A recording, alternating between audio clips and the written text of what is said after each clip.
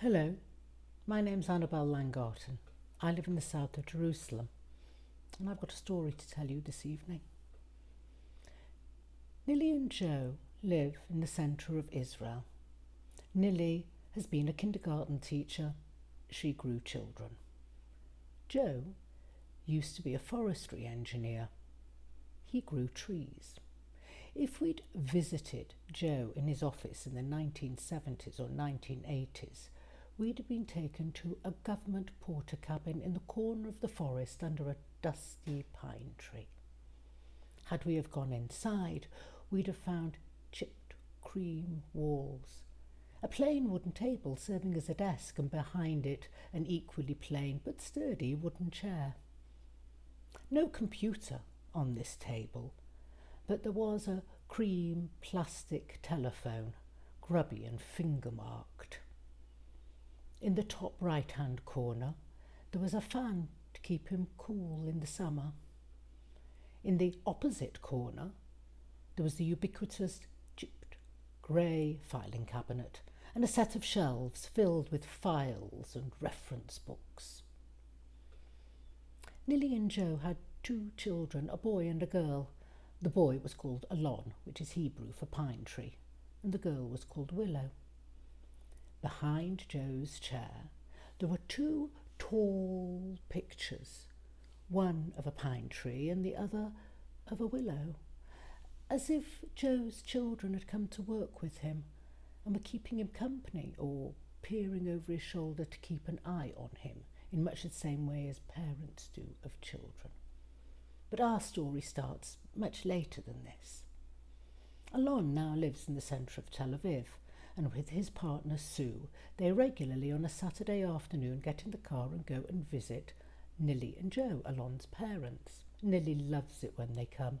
She spends Saturday morning humming in the kitchen, cooking delicious little dishes which smell delightful from the aromatic herbs that she delicately uses.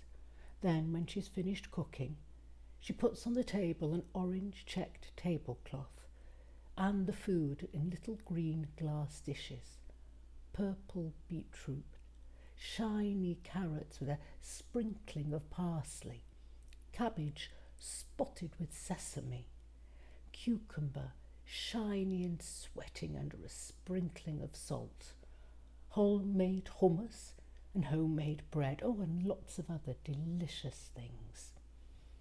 When Susan and Alon arrive, they all sit around the table discussing their week, people they've met, things that have happened at work, the usual things that people discuss.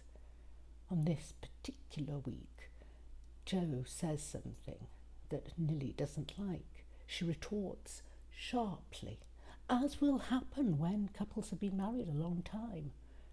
And Joe gently responds, "Oh, Nilly, you can't take such offence with me now, not after we've been married 50 years. Susan and Alon are slightly taken aback. They knew that their wedding anniversary was approaching, but they hadn't realised that it was 50 years. Alon asks his mother, "What will you do to celebrate your 50th? Will you go away for the weekend, out for a nice meal?" "Pooh," says Nilly, "we'll not do any of that. We've got some friends coming for dinner at the end of the week. That will suffice." When Susan and Alon leave, as they're driving home in the car, they're actually going to a 50th birthday party, but we're not going to go into that now. So as they're driving home, Alon chews over this 50th wedding anniversary. And when he gets into the house, being a kind and thoughtful son, he goes to the computer and orders a bouquet of flowers to be sent to his parents the following day. Oh, his mother is delighted when it comes to the door 50 red roses, each one a perfectly tight bud, balanced on the top of a long green stem. She fills a vase with water, puts them in and puts them in the lounge. Oh, they make the lounge glow with the bloom of them. Then she rings her best friend, Tzipporah. Nilly and Zipporah have been friends since school.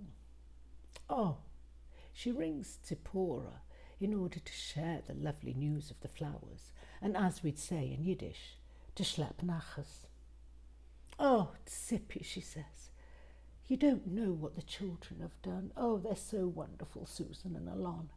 They've sent us this huge bouquet of 50 red roses to mark our 50th wedding anniversary. There's a small silence at the other end of the phone. Sharp little intake of breath, and then Zippy says, Nilly, you and I were married the same year. Me and my husband, we're celebrating 49 years of marriage this year. SMS from Nilly to Alon. I owe you 1 red rose. Later that evening, Susan rings Nilly.